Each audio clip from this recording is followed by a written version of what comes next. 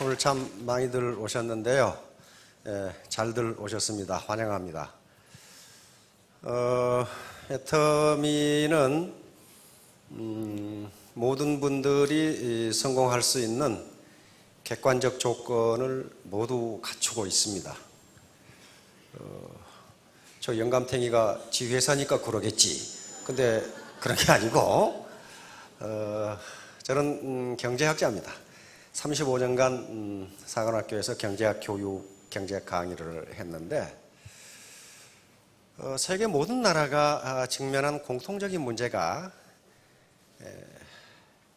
잡 문제, 다시 말하면 이 직장 문제예요. 일자리 문제, 일자리와 소득 분배 문제예요. 이것 때문에 1% 또 99% 문제가 나오고 각국의 사회가 불안정한 게 이 문제 때문에 그렇습니다. 근데 일자리와 소득 분배 문제는 그 동전의 양면이에요. 좋은 일자리가 없기 때문에, 그러니까 괜찮은 일자리라고 그럽니다. 괜찮은 일자리는 많아요. 그런데 괜찮은 일자리가 적어요. 디센트 잡이라고 그러는데 괜찮은 일자리하고 소득하고 밀접한 관계가 있어요. 그래서 두 가지 문제를 경제학자들은 해결하기 위해서 여러 가지 대안이 나오는데 그게 잘 해결이 안 돼요. 왜냐하면 그것은 정부 경제정책으로 잘 되는 게 아닙니다. 기업에서 해야 할 일이거든요. 그런데 애터미에서는 그런 성공할 수 있는 객관적인 조건을 갖추고 있습니다. 다시 말하면 어떤 조건에 관계없이 사업을 하고 싶은 분은 돈 한 푼 안 들이고 사업자가 될 수가 있어요. 하다못해 동네 친목계에 들어갈 수 있는 조건이 있습니다. 아무나 들어가는 게 아닙니다. 이웃 동네 아저씨가 와가지고 그 동네 친목계에 들어간다? 그렇게 되지를 않아요.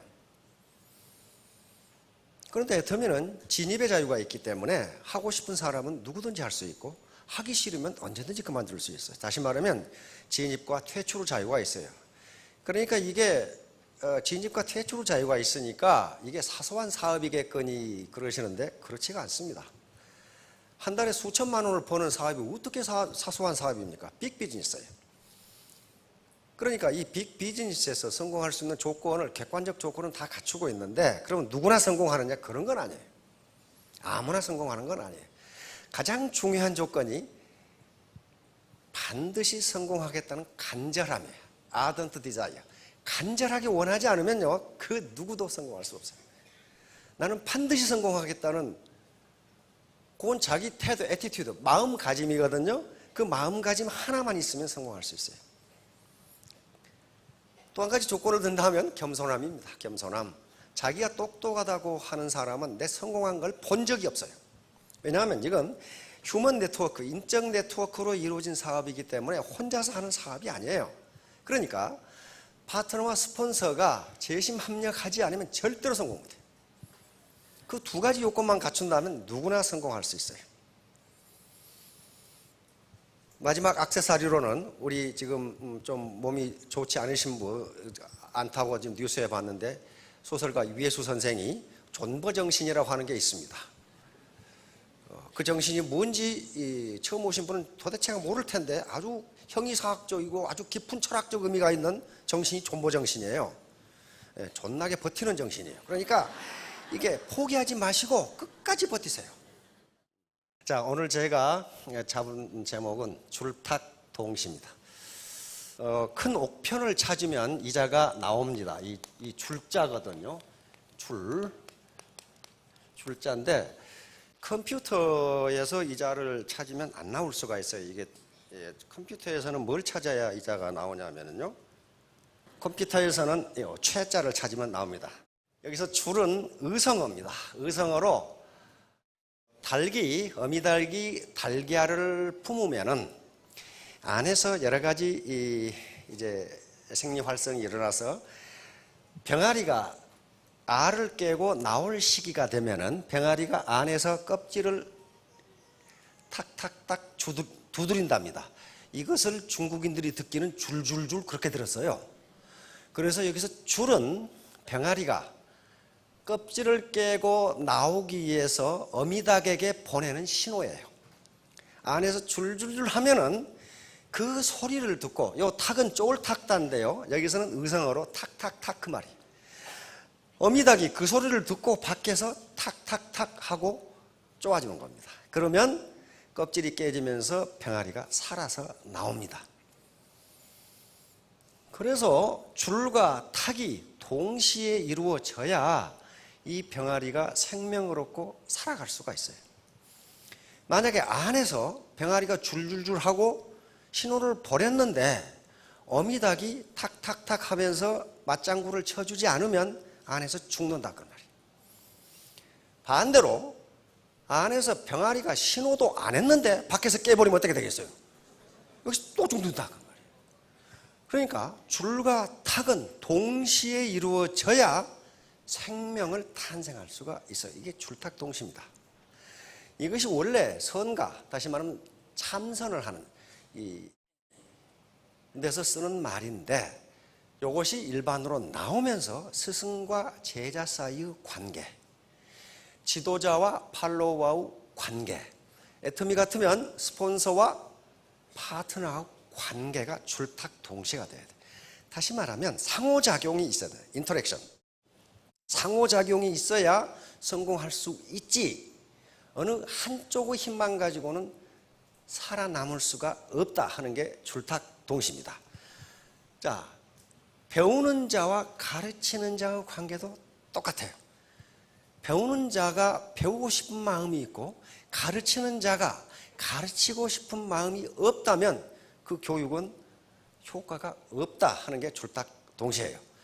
그러니까 파트너가 성공하고 싶은 마음이 있고 스폰서나 회사도 고객을 성공시키고자 하는 마음이 있을 때만 성공한다.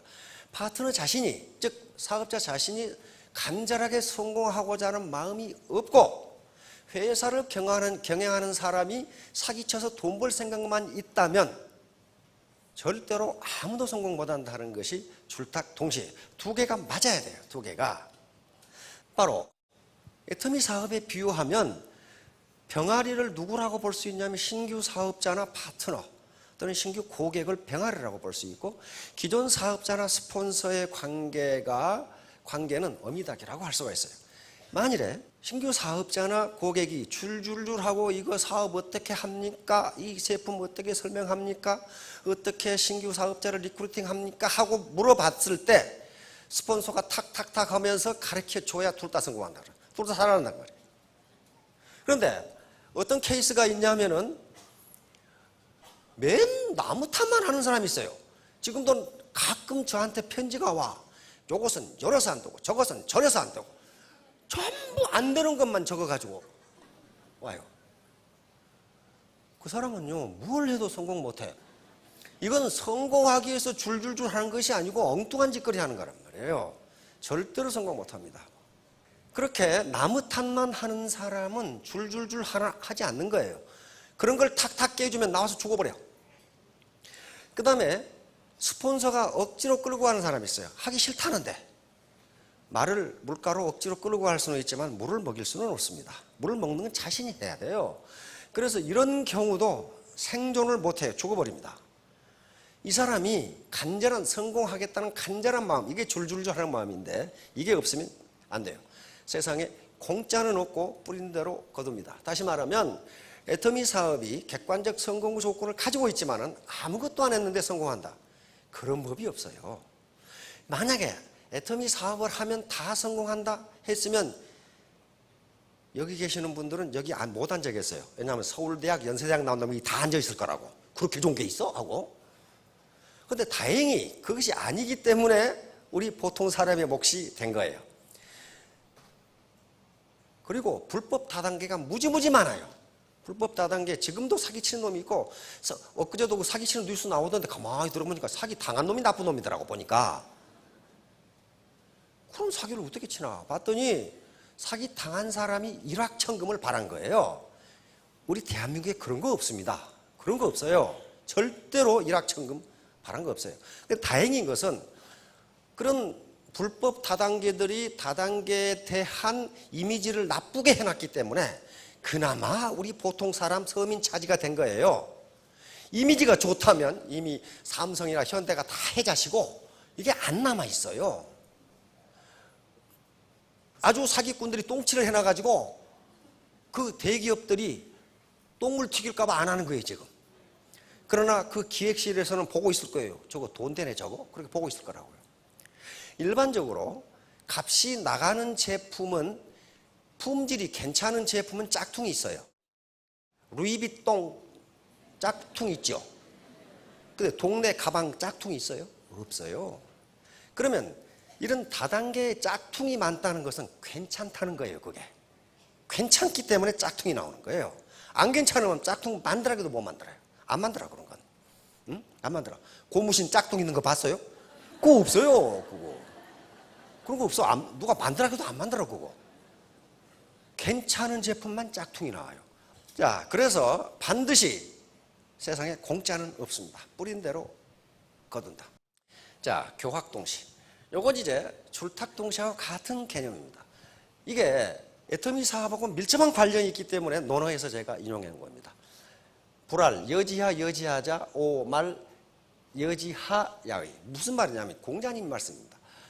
어찌할까, 어떻게 할까라고 말하지 않는 사람은 나도 어떻게 할 수가 없다. 다시 말하면 자기가 이 문제를 어떻게 해결해야 되지?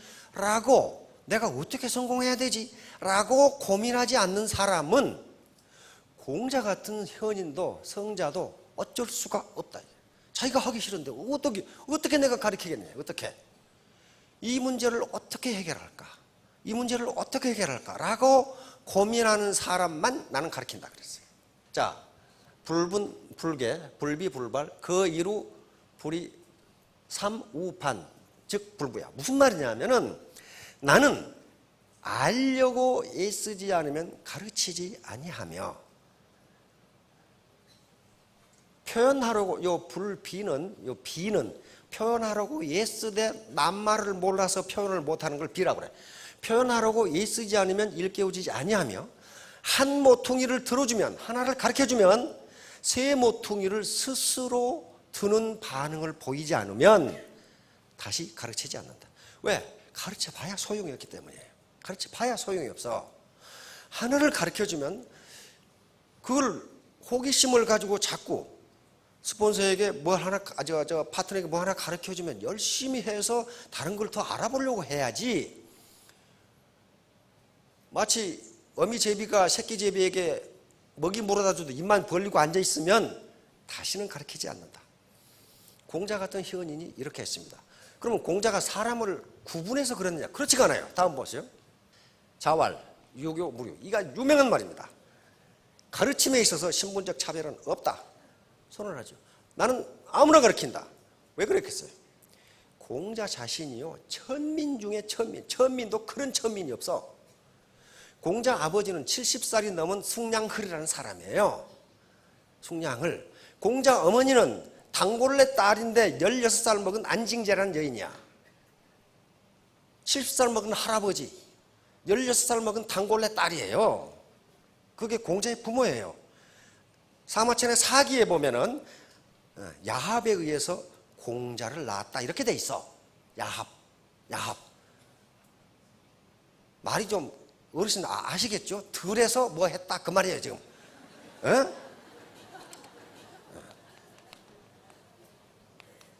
이거란 말이에요. 그런데 숭냥은 벌써 마누라가 둘이나 있었어, 본처가. 그러니까 공자는 천민 중에 천민. 그 당시 단골레라는 게, 무당이라는 게 천민이죠. 그런데 아버지는 70이 넘고 어머니는 16살이야. 그래서 자기 본가에 자기 아버지가 죽었는데도 자기 아버지한테 가지를 못했어. 왜? 본가 아들들이 두들겨 패가지고. 천민 중에 천민. 그러니까 공자는 어떤 사람이에요? 걸어서 하늘까지 간 인물이에요. 많은 사람들이, 많은 현자들이 자기 스승이 있는데 공자는 스승이 없어. 왜? 그 단골레 아들을 누가 가르쳐줘? 돈도 없고 아무것도 없는데. 그래서 이런 사람이기 때문에 유교 무료 가르치면은 신분적 차별은 없다. 그 다음에 속수예를 행한 사람 이상이면 내가 아직 가르치지 않은 적이 없다. 이 말은 무슨 말이냐면은 그 당시에 누구에게 배우러 갈 때 신분에 따라서 가지고 가는 예물이 달라요. 예를 들면 경대부 같은 경우는 스승에게 옥을 갖다 드린다거나 이런 식으로 신분에 따라서 뭐 이 선비 사 같으면은 뭐 꽁을 닭이나 꽁을 갖다 드린다거나. 근데 속수라는 것은 뭐냐 하면 마른 고기포예요. 마른 고기포. 이것은 가장 가난한 사람들이 스승에게 보이는 예의예요. 예의. 그러니까 스승에게 배우러 가는 사람이 최소한도의 예의는 갖춰야 된다. 이 말이에요, 지금. 그러니까 이 말은 무슨 말이냐 하면은 최소한의 예의를 갖추고 배우려고 오는 사람은 나는 반드시 가르친다. 이 말이에요, 지금. 그런데 앞에서 뭐라고 그랬어요? 어떻게 할까 말하지 않은 사람 나는 가르치지 않는다. 그거 가르쳐봐야 소용없어요. 그리고 하나를 가르쳐주면 셋을 알려고 하는 사람, 이게 지금 간절한 마음이 있죠. 그런 사람만 가르친다. 왜? 그렇게 하지 않는 사람은 가르쳐봤더니 소용이 없더라. 사업도 똑같아요. 스폰서가 파트너에게 한 번 가르쳐주면, 하나를 가르쳐주면 세 개를 알려고 해야 그 사람 성공해요. 다 가르쳐주라고 입 벌리고 있으면 안 된다는 거예요. 바로 애터미 사업이 이런 거예요. 바로 교와 학이 반드시 같이 가져야 된다. 그럼 교와 학, 문제는 배움에 대한 태도예요. 태도. 이거 배우면 지식이 많고 적으면 문제가 안 됩니다. 배워야 한다는 태도입니다. 자, 교학 상장. 가르칠 교자, 배울 학자, 서로 상자, 클 장자 또는 기를 장자니까 가르치고 배우는 것은 서로를 성장시킨다. 그런 말이에요. 그러니까 가르치는 사람과 배우는 사람이, 가르치는 자는 일방적으로 가르치고 배우는 자는 일방적으로 배우는 것이 아니라 가르치면서 배우고 배우면서 가르친다. 좀 헷갈립니까? 이건 매우 중요해요. 다시 말하면 교육은 상호작용이다. 교육은 일방적으로 메시지가 가는 게 아니고 메시지를 서로 주고받는다는 거예요. 메시지를 주고받는다. 그리고 교육은 뭐다? 소통이다. 소통. 일방적으로 가르치는 법은 없다. 그래서 가르치는 자는 가르치면서 배우고 배우는 자는 배우면서 가르친다. 이게 아주 교육의 본질이에요. 이 말이 무슨 말이냐 하면은 배우지 않으면 자기가 모르는 것이 뭔지를 모른다는 거예요. 다음에 가르쳐보지 않으면 가르친다는 일이 얼마나 어렵고 자기가 모르는 것이 얼마나 많은지를 알지 못한다. 그러니까 배우는 자는 가르치는 스승으로부터 자기가 모르는 것이 얼마나 많다는 걸 그때 알게 된다는 거예요. 가르치는 자는 가르쳐 보니까 자기가 모르는 것이 얼마나 많다는 걸 그때 알게 된다는 말이에요. 그러니까 가르치는 자는 가르치면서 배우고 배우는 자는 배우면서 가르친다. 스승을 가르치잖아요. 그 말이에요. 자, 그것을 효학반이라고 그러는데 여기서 바로 이 사람들이 그 사람들입니다. 이거 소크라테스인데, 소크라테스가 그 당시 그리스에 델파이라고 하는 신전이 있었는데 그 신탁으로 유명합니다. 아주 영험한 신탁. 그 델파이에 가서 소크라테스 친구가 신탁을 받았는데 그리스에서 가장 현명한 사람은 소크라테스다 이렇게 나왔어. 소크라테스가 깜짝 놀랐어. 자기는 모르는 것이 많고 그 당시 아테네 시내에는 자기가 제일 똑똑하다고 하는 현자들이 많은데 어째서 나 같은 놈이 현자냐 이렇게 나온 거예요. 그래서 자기가 똑똑하다고 하는 사람들을 가서 만나봤더니 다 바보들이라 그 말이에요. 어떤 바보냐? 자기가 뭘 모르는지를 모르는 바보들이라 그 말이에요. 그런데 소크라테스는 그들보다 하나 나은 게 자기가 뭘 모르는지를 안다 그런 말이에요. 다른 놈들은 자기가 똑똑하다고 그러는데 지가 뭘 모르는지를 몰라. 그러니까 한 가지를 몰라. 그래서 소크라테스가 가장 현명하다 이렇게 나온 거예요. 자, 뉴턴은 근데 고전 물리학을 완성한 사람입니다. 이 사람은 뭐라고 그랬어요? 천재 중에 천재인데 우리가 아는 것은 물방울이요 모르는 것은 바다이다 그랬어요. 우리가 아는 것은 바다에 물방 하나도 못하다. 이런 태도를 가졌기 때문에 고전 물리학을 완성한 사람이 됩니다. 그 다음에 아인슈타인이 있죠. 아인슈타인. 나는 배우면 배울수록 내가 더 무지하다는 것을 깨닫고 무지한 것을 깨달을수록 더 배우고 싶다. 이렇게 됐단 말이에요. 이거 20세기 최고의 천재인데 천재가 그런 얘기를 했어요. 바로 발명왕 에디슨은 우리가 아는 것은 우리가 알아야 할 것에 100만 분의 1%도 못 된다. 그러니까 발명왕이 됐어요. 그 다음에 이 볼테르는 자기가 똑똑하다고 생각하는 놈은 진짜 바보다. 그렇게, 혹시 그분 계세요? 나는 굉장히 똑똑하다. 그 진짜 바보예요. 진짜 바보. 근데 요걸 최근에 미국 경영학 교수가 또 실험을 했더라고. 그 실험 안 해도 알겠구만은. 실험을 했어.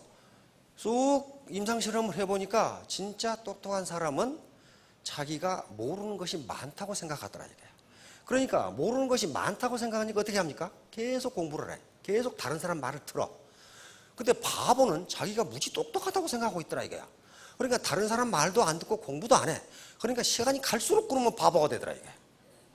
그런 개념이에요. 그러니까 이건 현재 지식의 많고 적음의 문제가 아니고 배움에 대한 태도예요. 효학반. 이것은 서경애라는 책에 나오는데, 효학반은 교학반이라 가르치는 것은 배우는 것이 절반이다. 그럼 똑같은 말이에요. 가르치는 것은 제가 가르치지만은 가르치는 것은 배우는 것이 절반이에요. 여러분들이 저를 가르친다. 그러니까 서로 가르치고 배운다는 건 상호작용이지 일방적으로 메시지가 가는 게 아니다.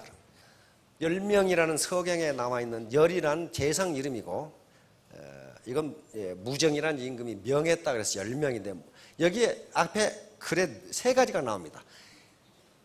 열이라는 재상이 상나라 임금이 무정에게, 황제예요. 황제에게 하는 말이 많은 사람의 의견을 들어야 합니다.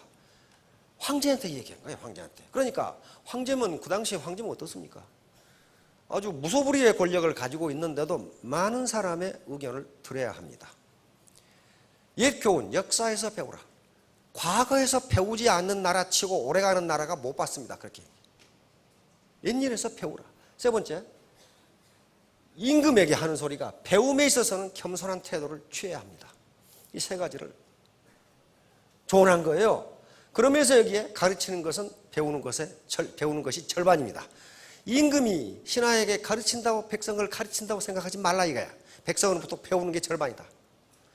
이렇게 해서 기울어져 가던 상나라를 다시 부흥시킨 임금이 무정입니다. 거기에 바로 열이라는 재상이 이렇게 하는 거예요. 다른 사람 말을 들으세요. 임금에게 다른 사람 말을 들으세요. 역사로부터 배우세요. 왜요? 누가 어떻게 망했는가 하는 거 배우란 말이에요. 그리고 임금이라도 배움에 있어서는 겸손하십시오. 이렇게 조언을 한 거예요. 그래서 상나라를 부흥시켜버려요. 바로 에테미 사업도 마찬가지. 에테미 사업은 바로 교학상장이에요. 스폰서가 가르치고 파트너가 배우고, 파트너가 줄줄줄 그러면 스폰서가 탁탁탁 해줘야지, 탁탁탁 안 해주는 사람들이 있어요. 그 조직은 가만히 보면 망해버려요. 그 조직을 그 스폰서를 뭐라고 그러냐? 돼지클럽이라고 그러거든. 돼지클럽. 꿀꿀꿀 하면서 바닥 먹기만 하지 줄줄을 몰라. 그 조직은 죽어버려요. 그런데 꼭 파트너만 줄줄줄 하느냐? 그렇지 않아요. 스폰서도 파트너에게 요구하는 게 있습니다. 줄줄줄 하고 요구하면 파트너가 탁탁탁 하고 상호작용을 해줘야 그 조직이 잘 돼요. 스폰서가 탁탁 줄줄 했는데 파트너들이 똑똑한 건 너 혼자 해라 그래버리면요, 그 망해버려요. 반드시 같이 해야 돼요. 바로 이 집단지성은 교학상장에서 나옵니다. 가르치고 배우면서 서로 성장한다. 같이 성장시킨다 그런 말이에요. 가르치는 사람은 배우는 사람을 성장시키고, 배우는 사람은 가르치는 사람을 성장시키고, 그러니까 가르치는 자와 배우는 자가 같이 성장한다. 이게 동반성장이에요. 동반성공이고, 그렇게 하지 않으면 에테미 사업의 성공은 불가능합니다. 혼자 성공 절대로 못해요. 분죽도 하필립. 흩어지면 넘어지고 합하면 산다, 일어선다 그 말이에요. 뭉치면 살고 헤어지면 죽는다. 이게 시너지 효과인데 1+1이 3 또는 그 이상이 되는 게 시너지 효과라고 합니다. 단순 산술적 합보다 전체의 힘이 더 커지는 거예요. 바로 이 집단지성과 시너지 효과 때문에 에테미에서 돈을 버는데, 각시탈이란 드라마가 있었어. 각시탈에서 여운형 선생이 한 말입니다. 여운형 선생의 희호애가 있어요. 독립운동이 우리 민족이 힘을 합하면 이기고 분열하면 망한다. 그 말이었거든. 여기죠. 분죽도 하필립, 정관 매진 똑바로 보고 앞으로 매진해 나가자. 이 말은 원래 벤자민 프랭클린이 한 말입니다. 벤자민 프랭클린이 조인 오다이라고 필라델피아 가제트 신문에 이렇게 그림과 함께 요게 이렇게 잘라지면 죽는다. 요 말을 인용한 분이 6.25 한국전쟁 때 이승만 대통령이 이 말을 해서 아주 그 당시 구호로 썼습니다. 우리는 이걸 줄줄 외우고 다녔어요. 그냥 뭉치면 살고 흩어지면 죽는다. 이게 지금 우리 애터미 사업하고 정확하게 맞아요. 뭉치면 살고 뭉치면 성공하고 흩어지면 실패합니다. 역시너지 효과는 좋지 않은 점만 물려받은 거예요. IQ 130짜리를 모아놔도 성과는 IQ 60밖에 안 되는 경우가 있다. 그럼 뭐예요? 각자가 서로 자기만 똑똑하다고 하고 커뮤니케이션이 안 되면 IQ 130짜리를 모아놓은 조직이라도 거기서 나오는 성과는 IQ 60밖에 안 된다. 그런 말이에요. 커뮤니케이션이에요. 커뮤니케이션. 그 사람이 버나드 쇼죠. 어떤 미모 여인이 버나드 쇼에게 편지를 보냈죠. 선생님의 그 좋은 머리와 내 미모를 합하면 거기서 아들이 나온다면 머리 좋고 잘생긴 아들이 나올 겁니다. 결혼하자. 그랬단 말이에요. 그러니까 버나드 쇼가 편지를 뭐라고 보냈어요? 당신의 그 나쁜 머리와 내 못생긴 얼굴이 합한 아들이 나오면 어떨 건데요?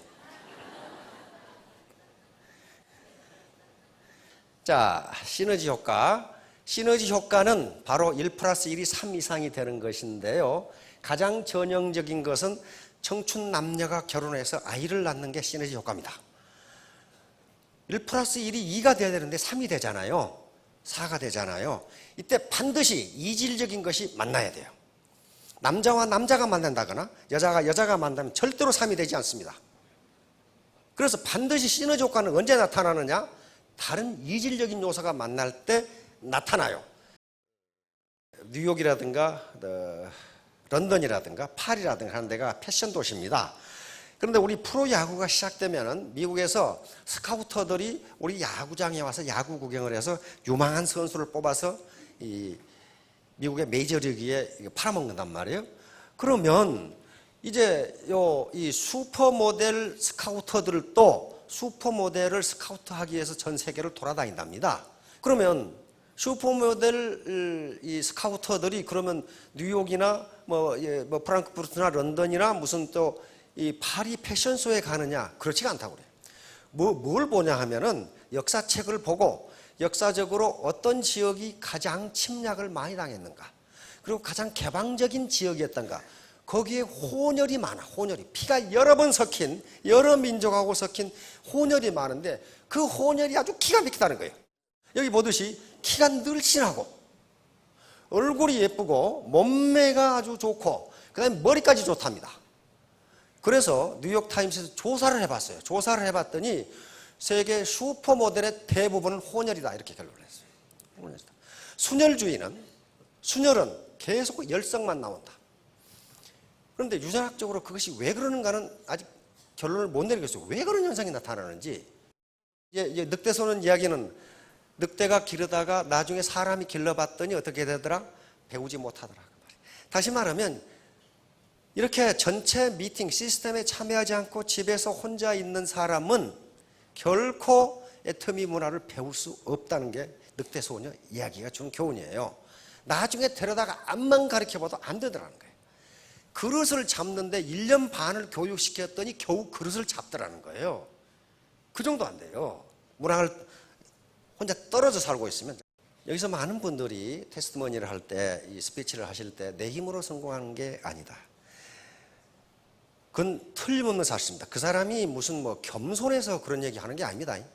겸손해서 그런 게 한 게 아니고 혼자의 힘으로는 그건 개별지성입니다. 개별지성의 힘으로는 절대로 성공할 수 없어요.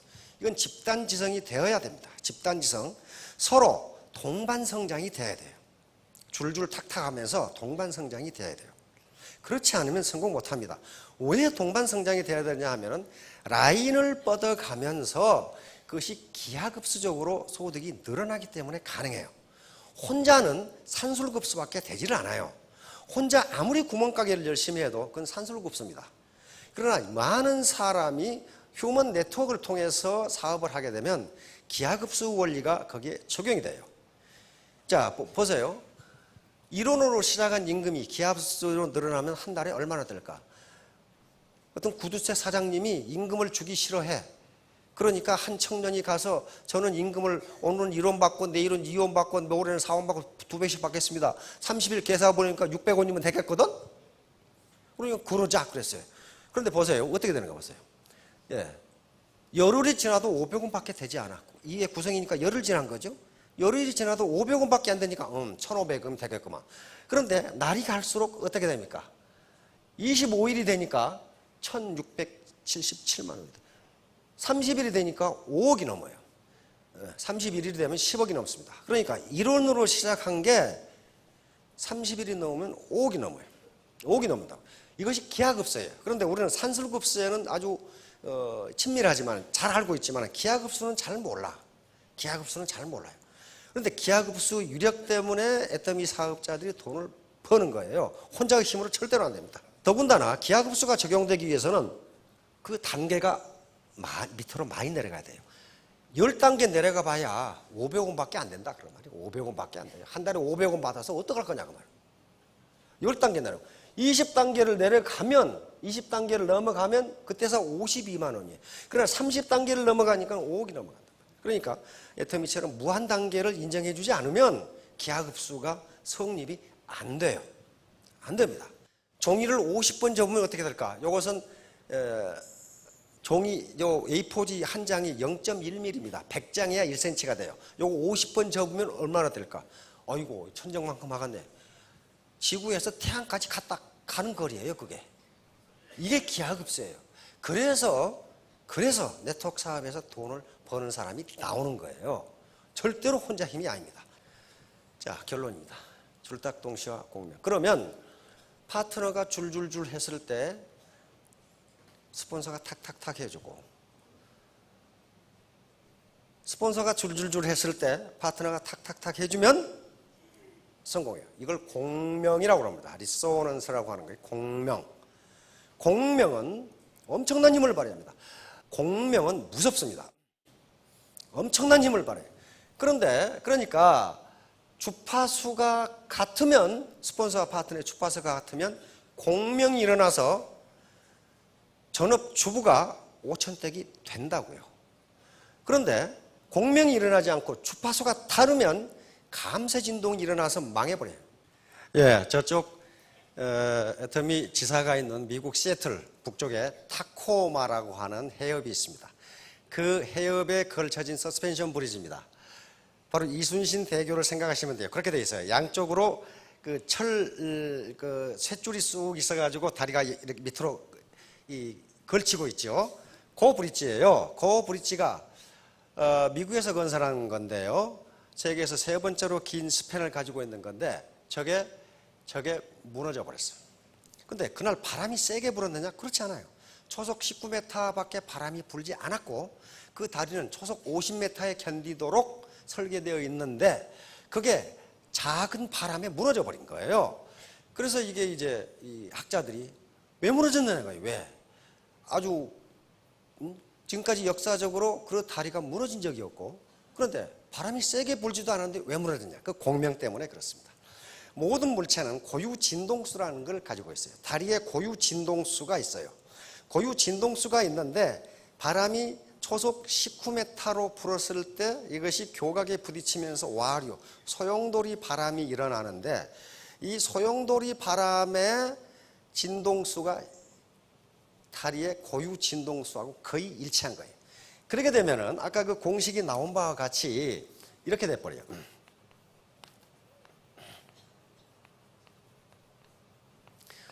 이것은 바람의 속도입니다.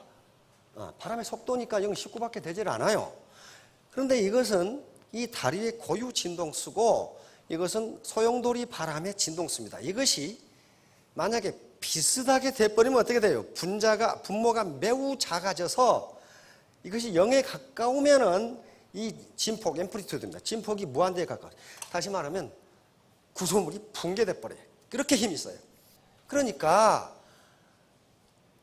파트너가 줄줄 하는 주파수와 스폰서가 탁탁탁 하는 주파수가 같으면 괴력을 발휘한다는, 괴력. 군대 갔다 오신 분은, 젊은 분, 요즘은 또 안 간 사람이 많더라고. 군대 갔다 오신 분들 군대 행진할 때는 항상 발을 맞춰가지고 하나 둘. 근데 다리 위에 갈 때는 어떻게 해요? 발을 못 맞추게 합니다. 제 걸음으로 가 그래 버려요. 다리 위에서 발을 맞추고 가면 만약에 그 진동에, 주파수에 다리의 진동수가 같아지면 다리가 무너져 버려요. 사람이 많아서 무너진 것이 아니라 주파수가 같기 때문에 진폭이 무한대가 되면서 무너져 버린 거예요. 그런 사례가 역사적으로 많아요. 군대가 행진하다가 다리가 무너진 경우가 많아. 그러면 군대가 무거워서 그러냐? 그렇지 않아요. 나중에 공학자들이 연구해 보니까 발을 맞춰서 걸어가는 그 주파수하고 다리의 고유 주파수하고 같아가지고 무너져 버린 거예요. 근데 주파수가 다르면 어떻게 돼? 감쇄 진동을 해요. 감쇄 진동. 진동이 점점 작아져. 파트너가 줄줄줄 그래 탁탁탁 해줘야 되는데 툭툭툭 그러면 안 된다 이거야. 네? 그리고 이 스폰서가 줄줄줄 했는데 툴툴툴 그러면 안 된다는 거예요. 줄탁 그래야지. 자, 그러면 이제 애터미 사업에서 성공할 수 있는 조건, 가장 중요한 조건, 그것은 파트너와 스폰서가 한 마음이 되는 거예요. 그래서 동반 성공하는 겁니다. 동반 성공. 파트너, 스폰서 혼자 성공하는 것도 절대로 혼자 성공 못해요. 파트너하고 같이 성공해야 되고 교학 상장이라고 그랬어요. 반드시 스폰서는 가르치고 파트너는 배우는 게 아니고, 가르치는 것은 배우는 것이 절반이다. 서로 주고받는, 이게 인터랙션이에요. 상호작용. 자, 그러면 이제 문제는 태도가 가장 중요해. 마음가짐이 가장 중요하다. 여기서 지식이라든가 또는 무슨 이 스펙이라든가 캐리어가 중요한 게 아니고, 바로 능력은 1%만 있으면 돼요. 나머지 99%는 태도와 관계되는 겁니다. 그럼 이걸 해보면 100점이 돼서 전부 성공합니다. 이제 결국은 저 태도를 좋게 갖는다. 다시 말하면 애티튜드가 좋다. 그 말은 신사숙녀가 된다. 우리가 지향하는, 애터미가 지향하는 최종 목표는 신사숙녀가 되는 겁니다. 그래서 이것은, 신사숙녀는 어떤 사람이냐? 인품과 능력을 동시에 갖춘 사람이에요. 마음은 좋은데 능력이 없다. 그건 이웃집 할아버지예요.